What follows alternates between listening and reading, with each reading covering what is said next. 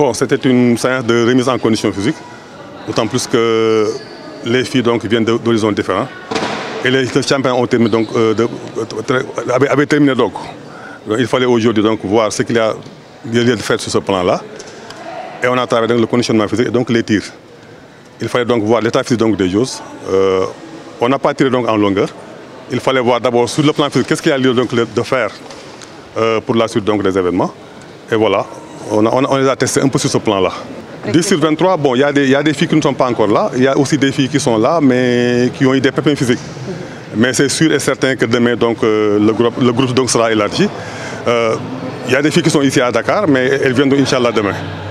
Donc c'est ça. D'autres filles aussi sont aux États-Unis d'Amérique.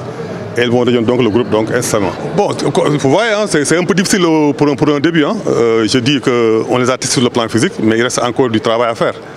Parce que, comme je l'ai dit donc tantôt, étant entendu que le champion avait terminé donc, il fallait donc vraiment leur voir sur ce plan-là. Mais sur un pourcentage, il faut voir qu'on a peut-être 65% à ce niveau-là.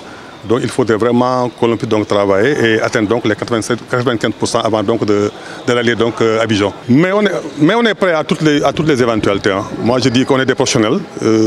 On devait aller aux États-Unis d'Amérique et ça n'a pas marché. On est là aujourd'hui et il faudrait faire avec. On ne peut pas vraiment lamenter sur notre sort en disant que vraiment on n'est pas là-bas, on ne se prépare pas. Non. Avant d'aller à Kigali en 2023, on s'est préparé ici au Sénégal. On a joué la finale. On a eu donc la médaille d'argent.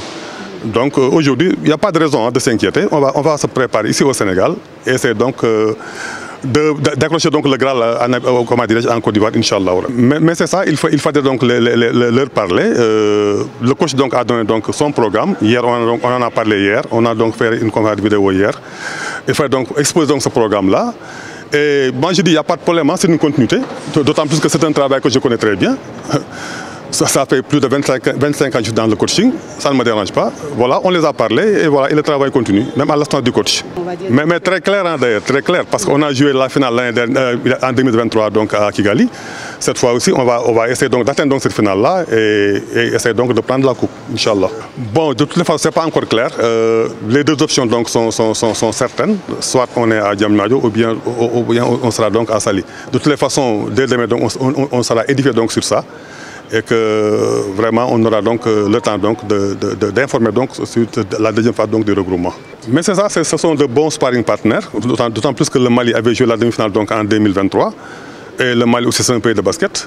On a vu aussi que le Sud-Soudan est un pays émergent. C'est pratiquement les mêmes profils hein, que l'Ouganda, d'autant plus que la Guinée donc c'est une équipe que nous connaissons très bien. Moi je dis que c'est de bons sparring partenaires, on pourra vraiment se jauger par rapport à ces adversaires-là.